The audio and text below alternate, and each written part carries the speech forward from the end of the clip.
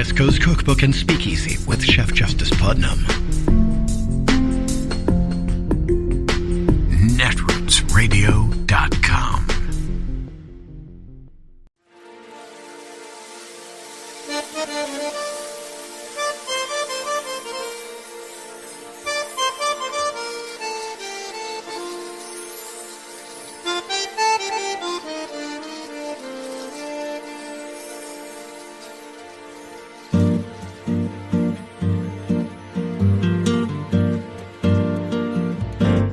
Je voudrais du soleil vert, des dentelles et des théières, des photos de bord de mer, dans mon jardin d'hiver. Je voudrais de la lumière, comme en Nouvelle-Angleterre. Je veux changer d'atmosphère, dans mon jardin d'hiver. À fleurs sous la pluie de novembre, tes mains qui courent, je n'en peux plus de t'attendre. Les années passent, qu'il est loin, là je tombe. Nul ne peut nous entendre. Je voudrais du Fred Astaire. Donald Trump's failed coup back in the news on two fronts. One, the new revelations in the forthcoming book by Liz Cheney, including the whole not eating business, which we can get into with our esteemed guests in a few moments. And this other win for Jack Smith, beating back what had been Trump's lawyers' efforts to try to get involved, turn the system on itself, and demand they should get all these January 6th committee records. A judge rejected that long shot bid as kind of a fishing expedition that was not going to take over the actual trial. And that brings us to the many efforts of Donald Trump and his lawyers, and they have a right to file motions and ask for things, but there is a clear pattern of trying to kind of create this circus rerun of the voter fraud conspiracies in the coup trial, seeking a trove of government material for efforts to use this forthcoming March trial to, quote, relitigate debunked claims that the election was stolen. Now, Special Counsel Jack Smith has made it clear they're going to argue, A, that kind of stuff isn't going to fly. This is not going to be a kind of a random podcast whataboutism session on whether Donald Trump maybe sort of was kind of right about some of the voter fraud stuff that his own attorney general and the evidence already rebutted. They don't think that should fly. They're also arguing in the special counsel's office that Donald Trump's personal beliefs about who even won the election, apart from whether there's any fraud discussion, those beliefs, if he had them, let's say for the sake of argument, he at some point thought maybe he did really win. Legally, they're irrelevant, says Jack Smith. And in the filing, they say it's no different than a company executive facing fraud issues for using knowingly false statements and saying, oh, I really believed him. They back that up legally, and we're going to hear a lot more about this when Donald Trump goes on trial, by the argument that Trump was using deceit and plots that involved fraudulent documents, elector fraud, etc., to push people to steal the race, and that's a crime, even if, and here's the kicker, even if Donald Trump, quote, subjectively, like just in his own mind, believed that the election was, quote, rigged. And this is a preview of the closing argument or opening argument, or really the through line of the whole trial we're going to hear. Quote, Trump stands alone, Smith's prosecutors write, alone in American history for these alleged crimes. No other president has engaged in conspiracy and obstruction to overturn valid election results and illegitimately retain power. Now, you hear that word, valid election results. That's what the Trump lawyers are hoping to chip away against. That's what they think they might have an in on if they can get a judge to agree to let their stuff in. But as they've found out so far, and again, Donald Trump's presumed innocent and they get to make their case, but they've been finding out over and over that Jack Smith has been cornering them and that this trial is not going to be Twitter or X or whatever you want to call the platform Elon Musk bought that people don't use as much anymore. This is a courtroom. Evidence is what will lead. I think what is particularly important about Liz Cheney's book is it really creates the incredible, specific, anecdotal storytelling of just how much people like McCarthy knew and understood exactly who Trump was, what he did, what it represented, and yet still went out there and pretended like everything was fine. And while we already knew that, right, it didn't tell us anything that the January 6th committee hadn't told us. I think it is important for reminding Americans really what's at stake here, what these investigations and indictments are all about. And what they have to pay attention to, which is facts versus performance. Because McCarthy has been doing a lot of public performing when she's spilling more tea about exactly what he knew and understood and what he was saying about it. In terms of Jack Smith, look, Donald Trump is politicking here, trying to make more of a political argument than a legal one, I think. But the short answer is Jack Smith's got receipts, and that's what counts at trial. The Cheney book, though, as you mentioned, not potentially that explosive in terms of the law, is certainly juicy in terms of the tea. The fact that Kevin McCarthy said he was going down to Mar-a-Lago, not to pledge fealty to Donald Trump, but was worried about him because he wasn't eating. And the guy who was the self-designated eating coach is Kevin McCarthy, Speaker of the House. When you say spilling the tea, that raises the question, was this some sort of special dieting tea? I mean, the idea that Kevin McCarthy is the Trump whisperer is laughable on its face.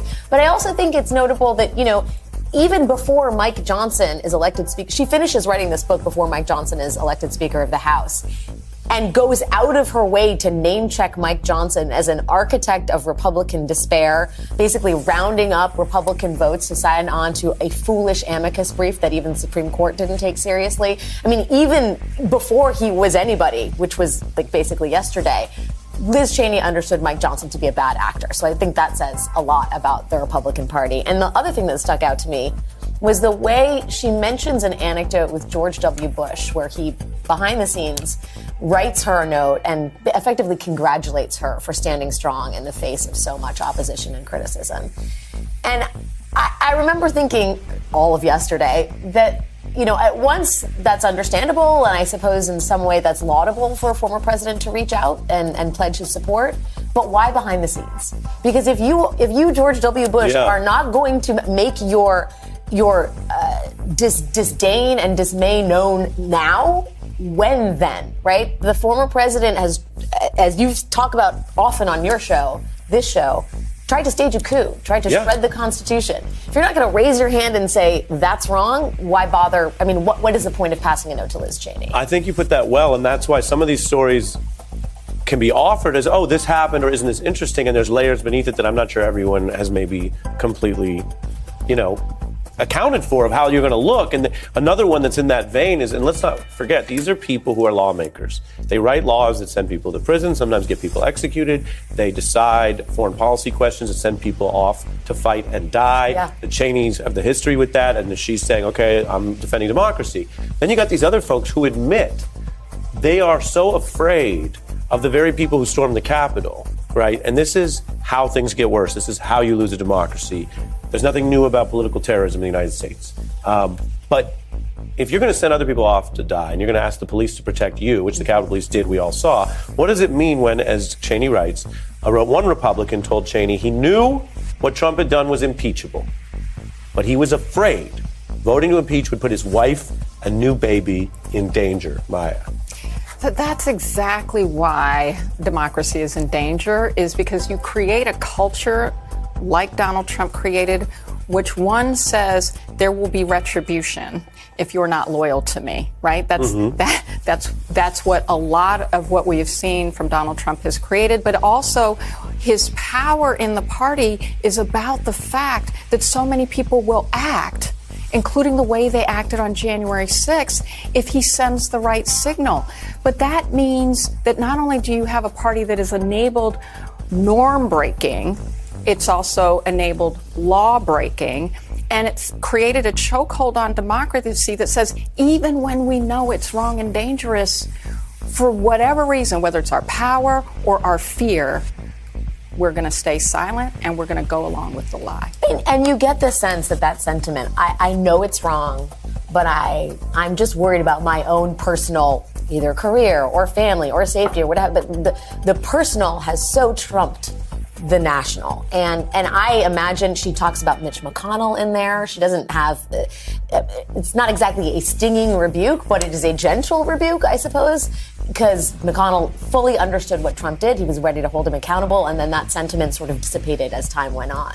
But there are a number of Republicans serving in the upper chamber and the lower chamber that feel exactly the same way, though they may not articulate it in those words. They know what's happening is wrong here, but the personal grievances, values, concerns have trumped what is good for the country, and it is apocryphal. So, go ahead, please. Well, can I just one point that I feel like we have to make, especially after Koch brother endorsement of Nikki Haley, because now suddenly Trumpism is too extreme, is to forget that the rot begins with the attack on voting rights that starts after Barack Obama wins. And so the notion that you can rule rig to get the outcome you want is really the underpinning of what becomes the big lie on January 6th. And I just think it's important to note that, because that has also been very partisan, unfortunately, in terms of who's doing the rule rigging and who defends it on grounds that are not supportable in terms of whether or not our elections are safe and fair. Yeah. And so we've just got to come back to the place where there was bipartisanship around things like voting rights.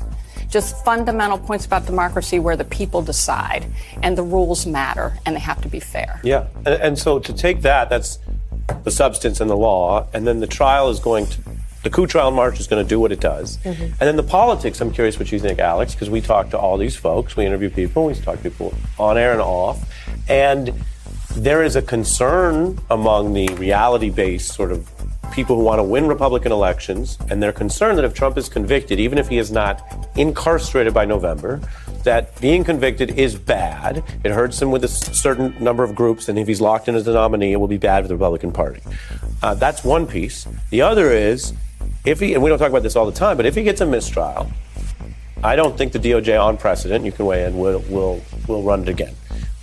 Jack Smith oversaw the John Edwards trial, and they got a mistrial, and they didn't run it again. Yeah. There's a view that, although they will run it against certain people, we could talk about that. If you're a big picture, prominent former government official, it's one and done. And if he were to get a mistrial, meaning not be convicted, it will play not only to the hard right as this great validating win, but a lot of other people will go, and the polling suggests this, Alex, well, they didn't convict, and there's nothing there. And there's a long ways from beyond a reasonable doubt to nothing there. Yeah. Well, I mean, I don't traffic in hypotheticals, Ari. I honestly think the thing I'm most concerned about in terms of the trials is the appeals process and the delays, because I won't get into all the weeds here, but there are a number of things that need to be decided by the D.C. Circuit Court, by Judge Chutkan, before that federal case can even go to trial in early March. And there is every reason to believe that Judge Chutkan wants to keep the train on the track and start this thing at the beginning of March. She may not be able to. And so what concerns me is if there is no conclusion here, not a mistrial, not a conviction, but an ongoing series of pretrial. If I may. Yes, please, you're the lawyer. And this is I just play one on television. Deep cut, a proverbial hanging Chad that hangs for months. Wow. To bring back a painful election memory. Yeah. Well, listen, no, actually, Bush v. Gore is a great example of how the Supreme Court and how the appeals process can work quickly should they choose to. But it's an open question about whether the American voter in nonpartisan fashion gets to know whether the man who is the likely nominee of the Republican Party is a convicted felon or not. It is Thursday, the 30th of November of 2023, and you are in West Coast Cookbook and Speakeasy. I am your chef de cuisine, Justice Putnam. Gunner, the English bulldog, is our snoozing sous chef. Precious, the little Yorkie, she's our door girl, and she will be seating you directly for our especially special daily special, Metro Shrimp and Grits Thursdays. A little bit of jambalaya, a little bit of spice in your life. Oh, yes. Boy, it got spicy at the New York Times book fair with Sorkin. Oh, my. And you know what I'm talking about? We're talking about Elon telling pretty much the world to go F themselves. I just can't do the UCK right now. It's too early in the morning for me. I'll get to it in just a moment, I'm sure. Regardless, I like to think that maybe Elon F'd himself, but it may be all part of the plan. What was also rich is that I think he called Aaron Sorkin Jonathan.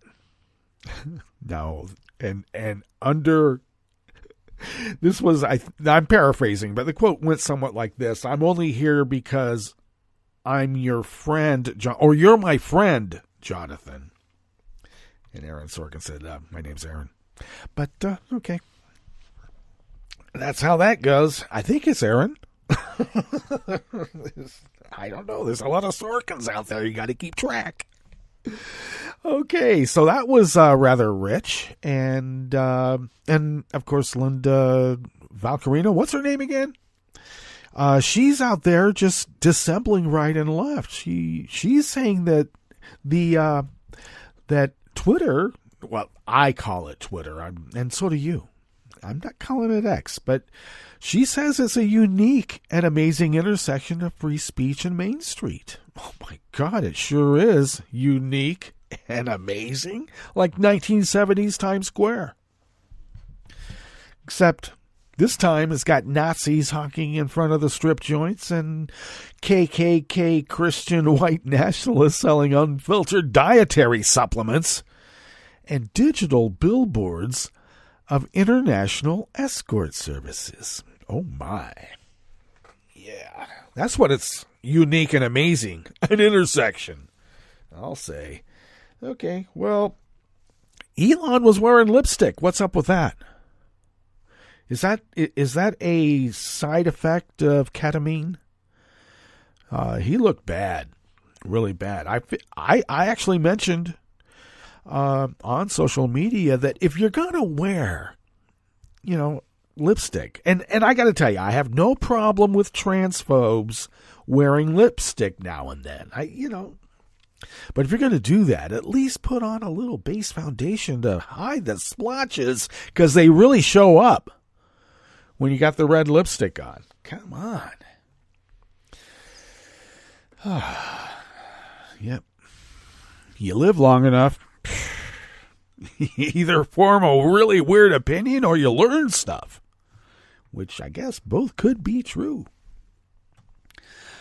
All right, so we have Elon doing whatever he's doing, and then the next thing we know is that Henry Kissinger is dead. That's right. And I don't know why there weren't any ticker tape parades in celebration of that. Boy, what's wrong with us? I do like how, all of a sudden I'm having a brain lock on the publisher, but they had a Henry Kissinger book ready to go the day he died. And it's been there for quite a while, a couple of decades maybe not that long, but a considerable time, and they had it ready to go. Sort of like, all sorts of famous people, the news organizations like the New York Times, Washington Post, they'll have pretty much a template of an obit ready to go. And then they just fill in stuff to update it. So that's called Only the Good Die Young. And darn it, I thought I came up with that. But some things are so obvious. And that is one of them, because Henry Kissinger dying at 100 is proof that only the good die young. Now, Rosalind Carter died at 98? Well, that shows that the good can die old too. But only the good die young. Okay. I know there's going to be some people out there saying, "Oh no, there was another guy who was a total fuckhead Nazi and he died young." Okay, yeah. But I'm making a point, and my point's made. Which brings us to the spurious, the ridiculous. We'll go with ridiculous argument that Donald Trump is perpetuating now about that he never took an oath of office that said that he was going to support the Constitution, so therefore he can't be held accountable for storming, the Capitol and trying to overthrow the government. And because he didn't take the oath to support it. He did take an oath to defend. Okay? And I know where the lawyer's going to go with this. They're going to say, well, he thought he was. He truly believed he was defending the Constitution. Well, in his mind, he's the government, as all autocrat dictators do. You know, if we're going to have a despot, can we at least have an enlightened despot? What is wrong with us?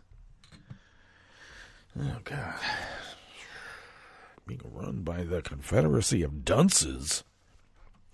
Actually, I wish that they were at least dunces. Anyway, which brings me to a point that I have been making, not, so that the whole world knows, but among friends and family and, debating clubs, is that there was another group that we know of that did similar things that the Federalist Society and Heritage Foundation, Family Research Council, etc., have been doing for decades and decades and decades in this country, and that is getting their think tanks together, not only to get a farm club of potential candidates to, keep rolling into government so they can destroy it from within, but also to, farm clubs to get media types. This can be elected and this person can be, a media, and sometimes they can be both. But another aspect of these think tanks is parsing the law down into minutia to turn it on the head of a pin. There was only really one group who was successful in that. As successful? More? I think as. And you know where I'm going with this. Yes. The Nazis. The enabling acts are the most obvious. But that was an erosion that took over a period of time, a decade. Starting in the early 20s. Well, hell, he went to jail and wrote Mein Kampf in the teens. So already after the First World War, he was already getting it together. So I guess very similar. Took a couple of decades until checkmate. Okay. And it just really bugs me because I don't like the idea of having this Machiavellian attitude, well, tit for tat. They're doing it, so we got to do it. How about we have an evolving constitution that incorporates the passage of time and the benevolence of rights rather than the restriction of rights? This is a representative democracy. Only Nazis and authoritarians and dictators, etc., want to take rights away. Give me an effing break. I didn't take an oath to support the Constitution. You took an oath to defend the Constitution, you dimwit.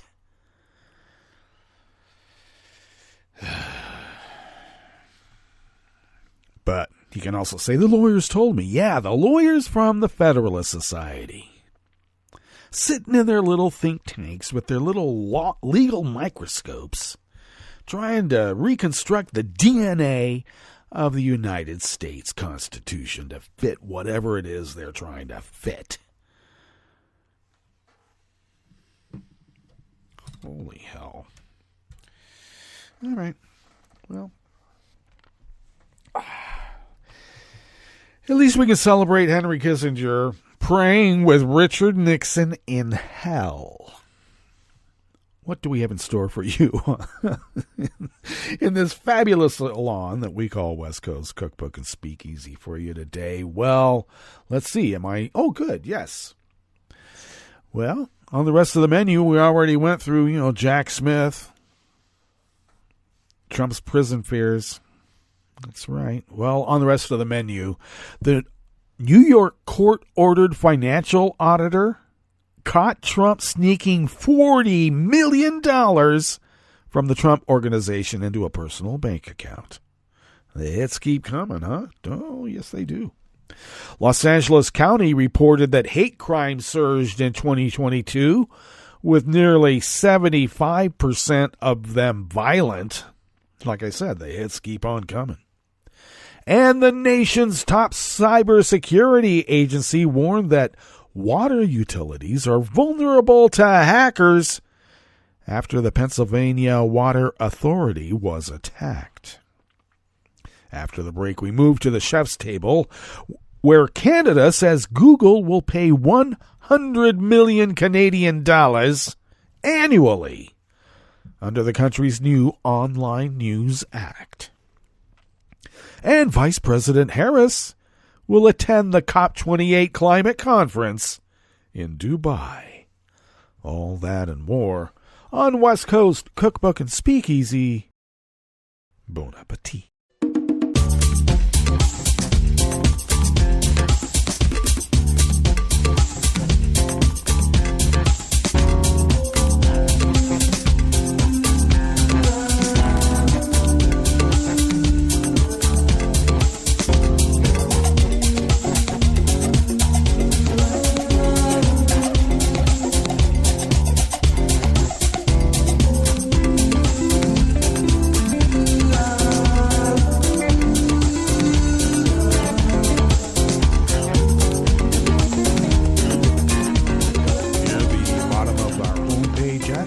Radio.com. To the right of the page is the chat room link monitored by Kelly Lincoln, and we thank Kelly for doing so. Across the page to the left is the link to our Patreon page, and if you could become a recurring Patreon of Netroots Radio, it really does help us pay our bills and all the other costs that are incurred while running this powerhouse of resistance. If you could afford to send us what you might spend on an espresso type coffee drink once a month, that really does help. And we do thank those of you who have done so for these many years and allowing us to fulfill our civic duty as the founders originally intended so many, many years ago. Many. If you would like to follow Netroots Radio on Twitter, Mastodon, Spoutable, Blue Sky, Facebook, etc., you can do so by going to @Netroots Radio on almost all of them. Tom takes care of all of those. Well, almost all of them, because Kelly takes care of Facebook. And thank you guys. And you can also follow me on all of those platforms, including Instagram, Tumblr. Who goes to Tumblr? Yeah. And wherever, but you can mostly find me at Justice Putnam or simply Justice Putnam. And I post the show notes and links diary on Daily Codes 10 minutes before showtime, and you can find a quick way of getting to those Daily Codes diaries because I put the links right there in my social media feed. And the benefit of that also is that you can read the actual articles from the actual reporters, and that's important. If you would like to follow the show on Twitter, it's only a placemat or a placeholder. It might be a placemat too, but it is a placeholder. But you can find that at Cookbook West.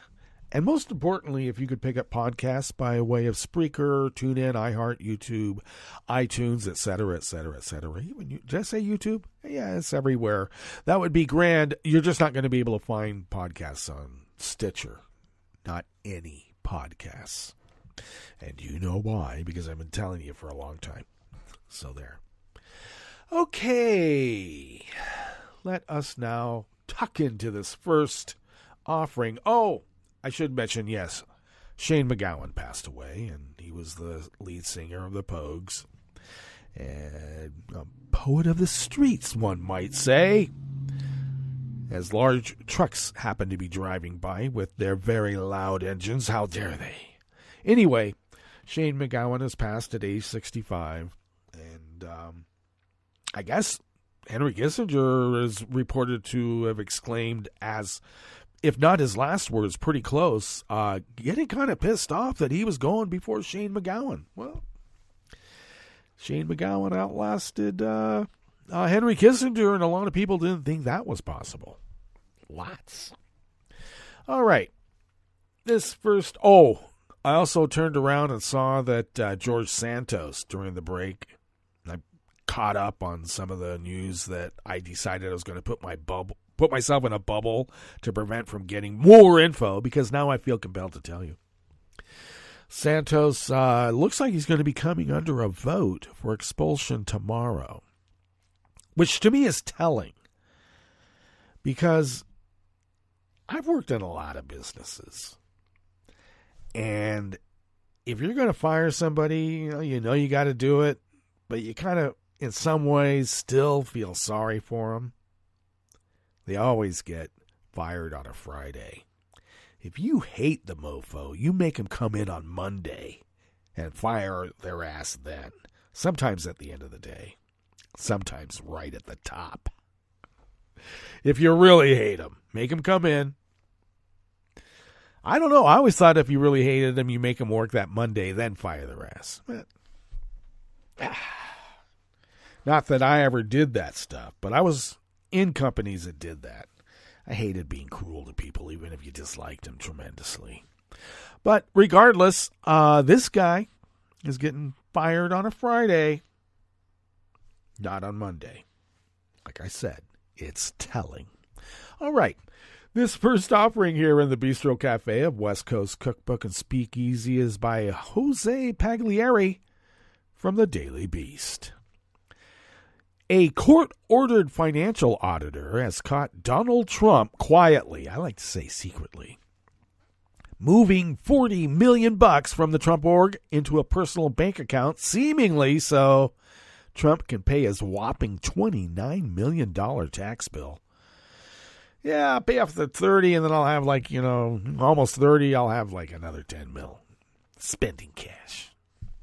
Trump isn't supposed to be moving any money around without alerting Barbara S. Jones, a former federal judge in New York, tasked with babysitting the Trump organization for its relentlessly shady business practices. But on Wednesday yesterday, she notified a New York state court about some major bank transfers that were never brought to her attention by the Trumps.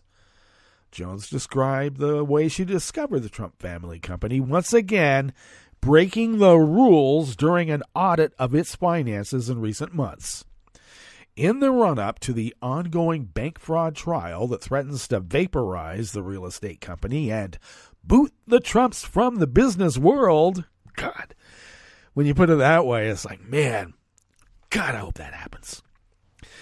Justice Arthur F. Engeron ordered the company to not start shifting around funds to avoid paying what's becoming an increasingly threatening massive penalty, sort of like what Alex Jones did during his tete-a-tete with the Sandy Hook families. That meant the Trumps had to notify Jones anytime they moved more than $5 million out of the billionaire's massive trust, except they didn't.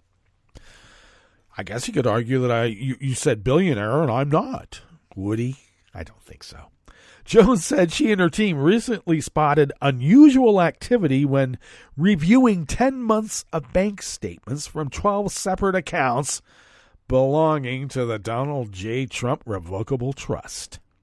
They found that Trump had pulled out $40 million in 3 cash transfers without ever notifying her. Wow. $40 million in 3 transfers. I guess they got a pretty large limit for getting cash out of the ATM. She asked about it and got answers.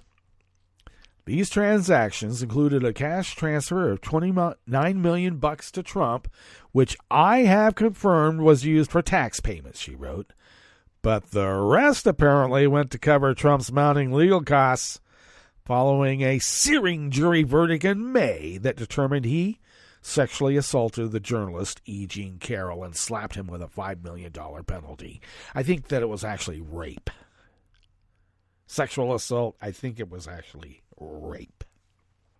I have also confirmed that the other transfers were for insurance premiums and to an attorney escrow account, Jones summed up.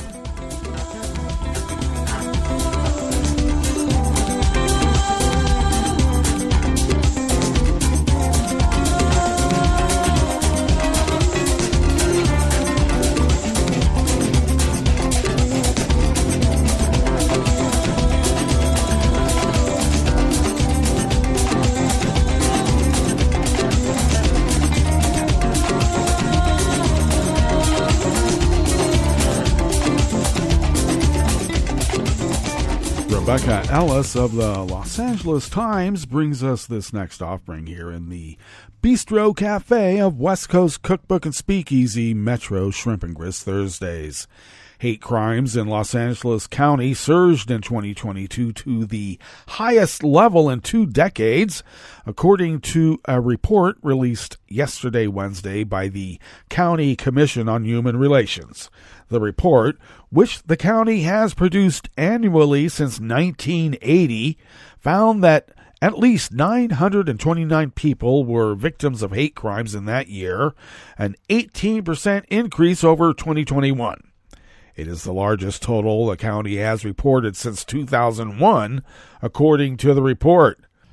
Officials noted a sharp rise in hate crimes against Muslim and Jewish individuals since the Israel-Hamas war began on October 7th, but those are not part of the 2022 report. The report found nearly 3/4 of the crimes were violent, and black and Jewish residents were disproportionately the victims. Anti-black hate crimes rose by 34%, while the report noted anti-Jewish crimes spiked by almost 60%.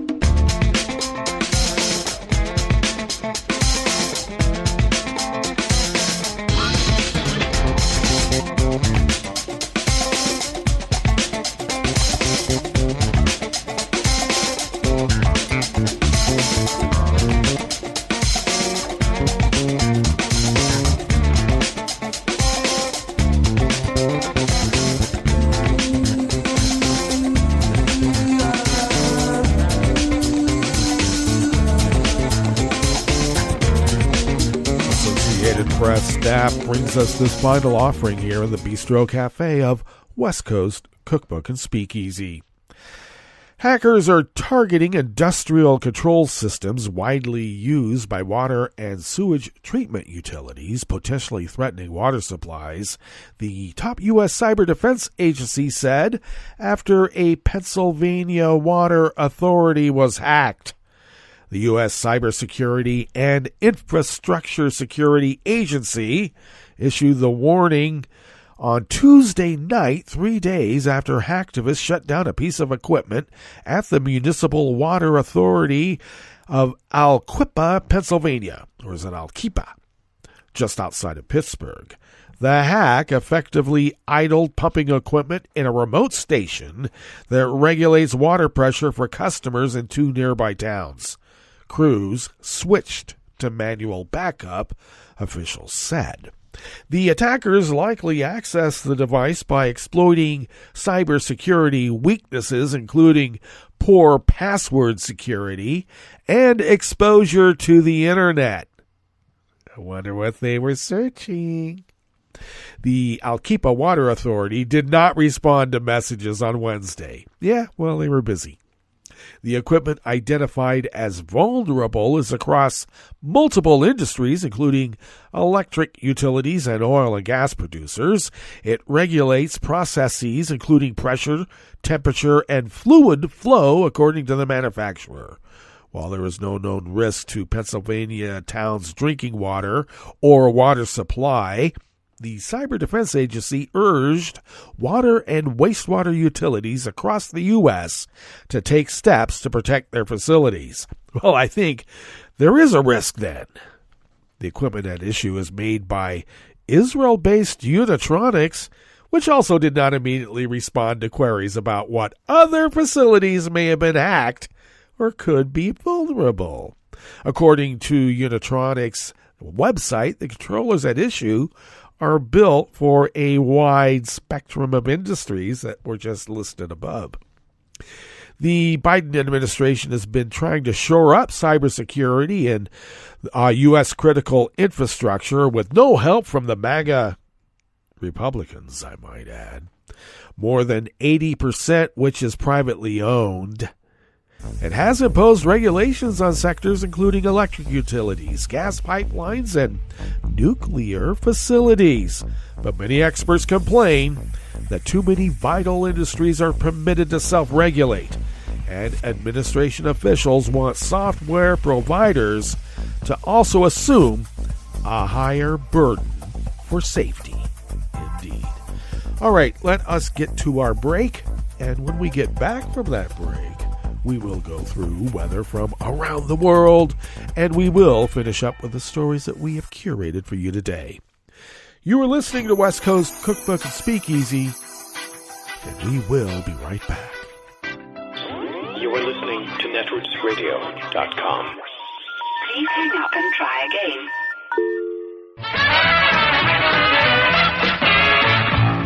From a point at sea to the circles of your mind, a new force is at work for planetary transformation. New radio for a new Earth.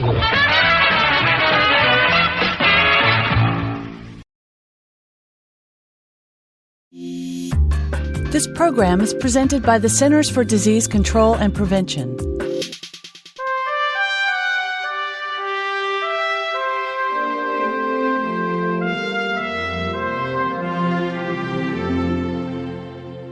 Welcome to A Cup of Health with CDC, a weekly feature of the MMWR, the Morbidity and Mortality Weekly Report.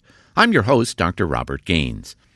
Too many people are overindulging in alcohol and putting themselves at risk for death from alcohol poisoning. Dr. Daphna Kani is an epidemiologist with CDC's alcohol program in the National Center for Chronic Disease Prevention and Health Promotion. She's joining us today to discuss the dangers of binge drinking, including alcohol poisoning death. Welcome to the show, Daphna. Thank you for having me. Daphna, let's start with what is binge drinking? Binge drinking is a dangerous pattern of alcohol consumption that is defined as 4 or more drinks for women on an occasion, 5 or more drinks for men on an occasion, usually in a short period of time. Binge drinking is the most common and most deadly pattern of excessive alcohol use, and most binge drinkers are not alcohol dependent. Binge drinking has many risks, and one of which is death from alcohol poisoning. How common are deaths from alcohol poisoning in the U.S.? More than 2,200 people die from alcohol poisoning each year in the United States, which translates to an average of 6 deaths each day. Who is most at risk for death from alcohol poisoning? 3 in 4 alcohol poisoning deaths involve adults ages 35 to 64, and most of the deaths are among men.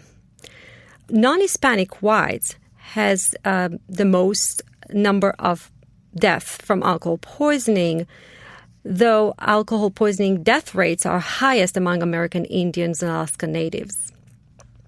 About 70% of the deaths were among those who were not alcohol dependent. Daphna, what are the signs of life-threatening alcohol poisoning? When drinking a large amount of alcohol in a short period of time, it can result in very high levels of alcohol in the body, which can shut down critical areas of the brain that control breathing, heart rate, and body temperature. The life-threatening signs and symptoms of alcohol poisoning include an inability to wake up, vomiting, seizures, slow or irregular breathing, and low body temperature.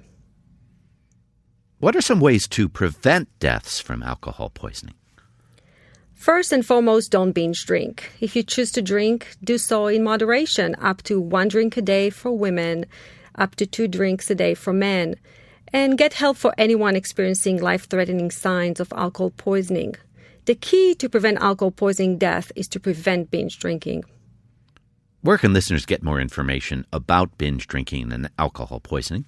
You can find more information at cdc.gov/alcohol. Thanks, Daphna.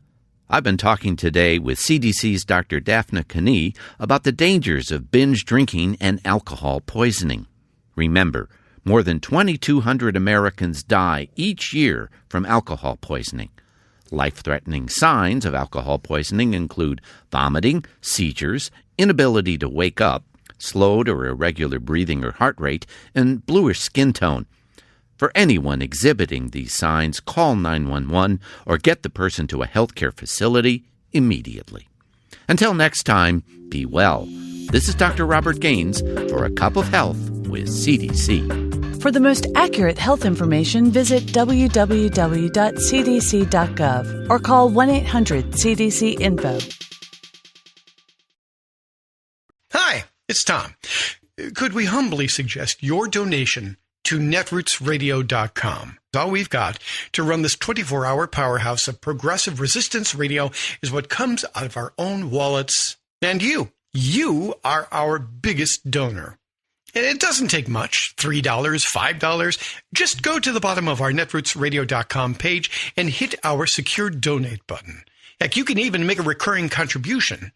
So donate what you'd like at the bottom of our netrootsradio.com's homepage. Because you are our biggest donor.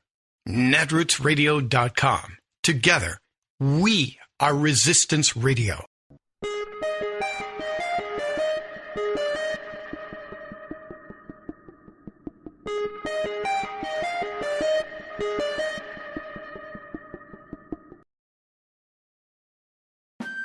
You're listening to the American Democracy Minute, keeping your government by and for the people.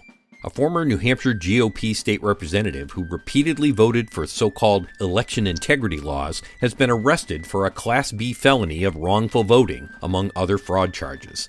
State Representative Troy Murner resigned in September after allegations surfaced that he voted in the town of Lancaster's election in March 2023, despite having moved to Carroll, New Hampshire, 15 miles away. Carroll is also outside the boundaries of Coos County District 1, which he had represented since 2016.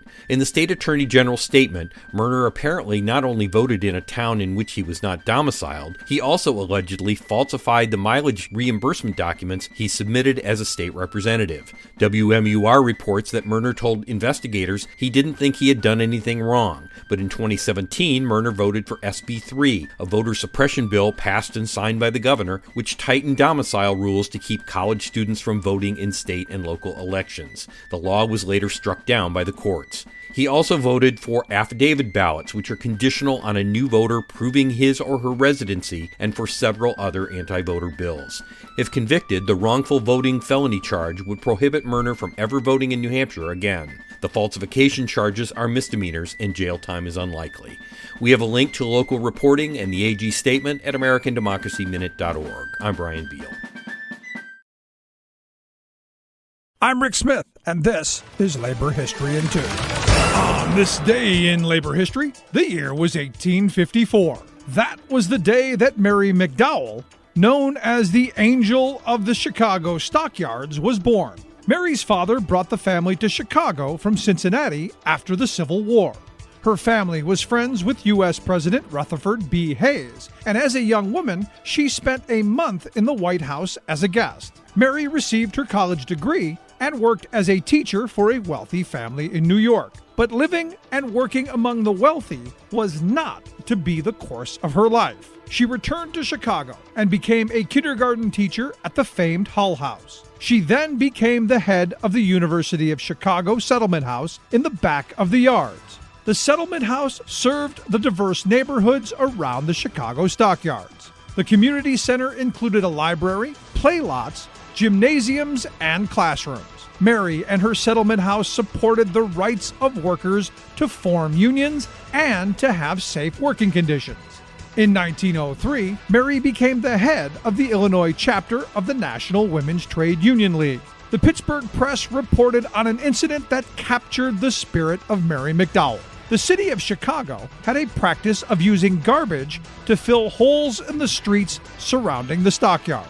Mary showed up at the mayor's office with a group of women from the neighborhood and demanded, quote, "All right, we want the rest of it dumped on Lakeshore Drive. If it's good enough for the stockyards, it's good enough for the drive too." As a result, the city stopped using garbage to repair the streets. Labor History in 2 brought to you by the Illinois Labor History Society and The Rick Smith Show. For more information, go to laborhistoryin2.com, like us on Facebook, and follow us on the Twitters at Labor History in 2.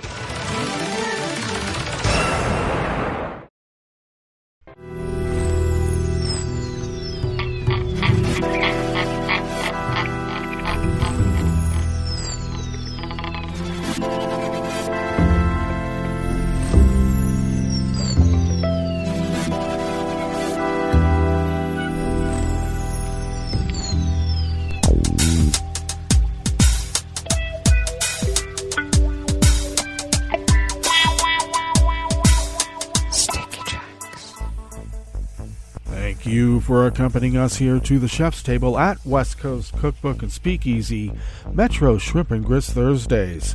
We always begin weather from around the world along the banks of the Rogue River, in the Rogue River Valley of Southern Oregon on the west coast of the continental United States of America, where it is currently 38 degrees Fahrenheit under foggy conditions. Looks like we have a bit of rain falling currently, and then will be remaining cloudy with showers throughout the day. Winds light and variable, should get about a quarter inch dropping during our daylight hours, then showers this evening, becoming a steady light rain overnight. Lows in the mid to upper 30s, winds light and variable. Looks like we're going to have something less than a quarter inch, then steady rain in the morning tomorrow with highs around 46. Showers continuing throughout the day. Another quarter inch of rain expecting to fall. Winds will be light and variable. Pollen is rated as none here in Rogue River. The air quality index for the region is in the moderate range, and we are under an air quality alert at the moment. The moderate range is at 66 parts per million, and that daytime UV index is in the low range at level 4. Barometric pressure is falling at 29.99 inches. Visibility is at 1.5 miles, and relative humidity is at 100%. Weather from around the world is brought to you by a crowd of crowdsourced weather stations that a crowd crowdsources from around the world, and that is the Weather Underground. London is 39 degrees and clear. Paris is 42 and clear. Rome is 63 and partly cloudy, and they continue with a heavy wind advisory. Bagram is 43 and fair. Kyiv is 28 and partly cloudy. Hong Kong is 72 degrees and partly cloudy. Tokyo is 47 and cloudy. Melbourne, Victoria, Australia is 58 degrees and cloudy. San Francisco, California is 55 and fair with a small craft advisory on the bay and offshore. Chicago, Illinois is 48 degrees and partly cloudy. And New York, New York is 46 degrees Fahrenheit and sunny. And that is weather from around the world, brought to you by a crowd of crowdsourced weather stations that a crowd crowdsources from around the world.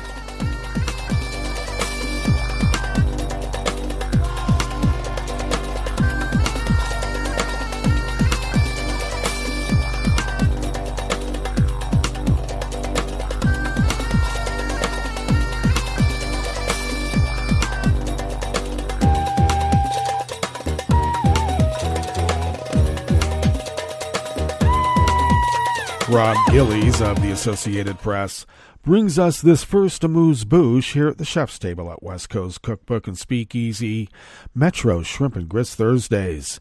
Canada's government said yesterday, Wednesday, it reached a deal with Google for the company to contribute 100 million Canadian dollars annually to the country's news industry to comply with a new Canadian law requiring tech companies to pay publishers for their content.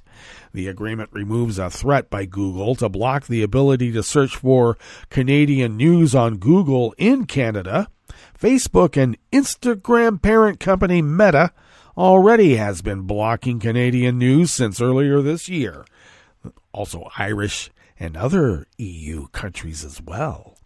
Google has agreed to properly support journalists, including journalism locally, Canadian Prime Minister Justin Trudeau said. Unfortunately, Meta continues to completely abdicate any responsibility towards democratic institutions. Pascale Saint-Onge, the Minister of Canadian Heritage, said that Google will contribute $100 million Canadian, 74 million US, indexed to inflation in financial support annually for a wide range of news businesses across the country. Canada, in late June, passed the Online News Act to require tech giants to pay publishers for linking to or otherwise repurposing their content online. Meta responded to the law by blocking news content in Canada on its platforms. Google's owner, Alphabet, previously had said it planned to do the same when the law takes effect in December. Meta has said that the Online News Act is based on the incorrect premise that Meta benefits unfairly from news content shared on our platforms when the reverse is true. Meta's change means that people in Canada are not able to view or share news on Facebook and Instagram, including news articles, videos, and audio posted by outlets inside or outside Canada. Links posted by Canadian outlets are still visible in other countries. St. Onge said Meta's move is irresponsible. Kent Walker, president of global affairs at Google and Alphabet, thanked the minister in a statement and said Google would continue sending valuable traffic to Canadian publishers.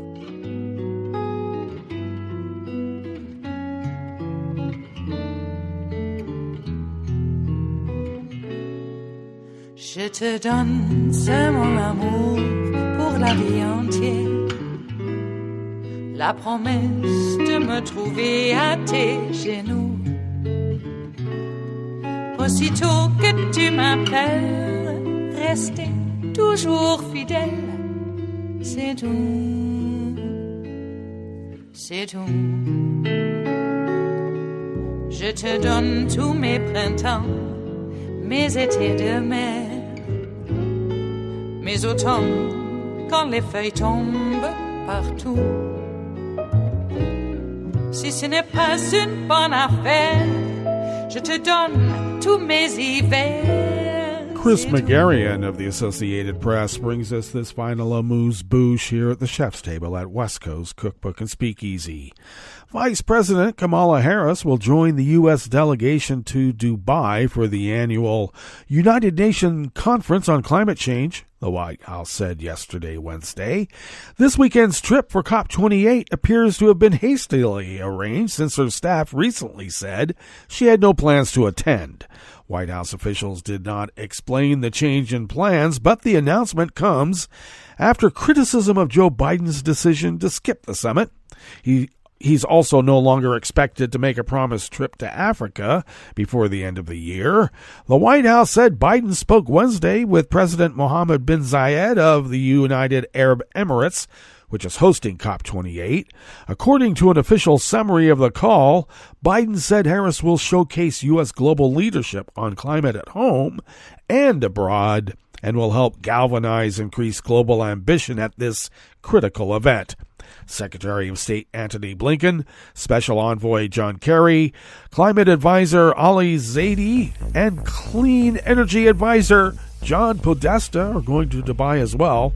The summit is an opportunity for world leaders to assess their progress or lack thereof in the fight against global warming. Well, that brings us to the end of our broadcast period for the day, but you do know Netroots Radio broadcasts on, and we will meet up here tomorrow for Blue Moon Spirits Fridays. So do stay tuned to Netroots Radio all day and all night for all the breaking news as it breaks. And we will meet up here tomorrow, right here, in West Coast Cookbook and Speakeasy. Bon appetit.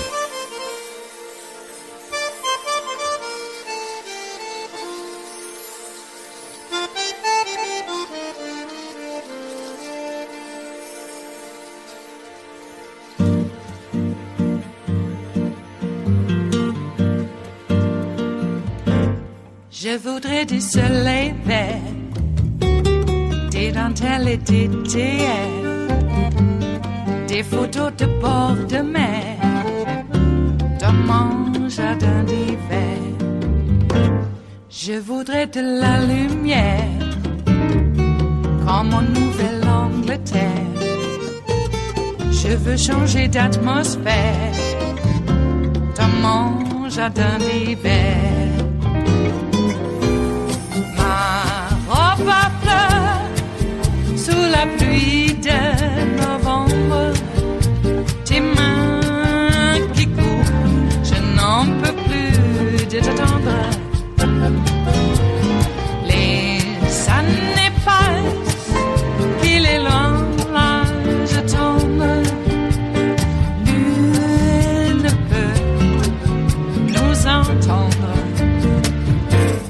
Je voudrais du Fred Astaire, revoir un latte Goël.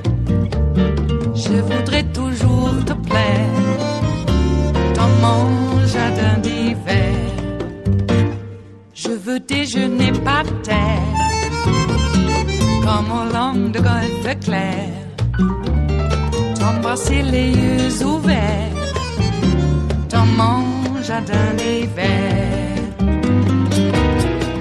Ma robe à fleurs sous la pluie d'un novembre, tes mains qui courent, je n'en peux plus de t'attendre. Les années passent, il est loin l'âge tendre, nul ne peut nous entendre. Ba-da-da-dum-di-da-dum, ba-da-da-dum-di-da-dum, ba-da-da-dum-di-da-dum, dans mon jardin d'hiver. Ba-da-da-dum-di-da-dum, ba-da-da-dum-di-da-dum, ba-da-da-dum-di-da-dum, dans mon jardin d'hiver. Dans mon jardin d'hiver, dans mon jardin d'hiver.